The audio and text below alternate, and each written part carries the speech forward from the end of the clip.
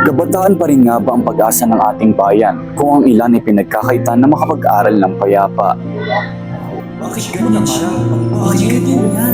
Mahirap na, maitim pa. Diskriminasyon, ang hindi pagtanggap, pangungutya at pagkakait sa kalayaan ng isang tao.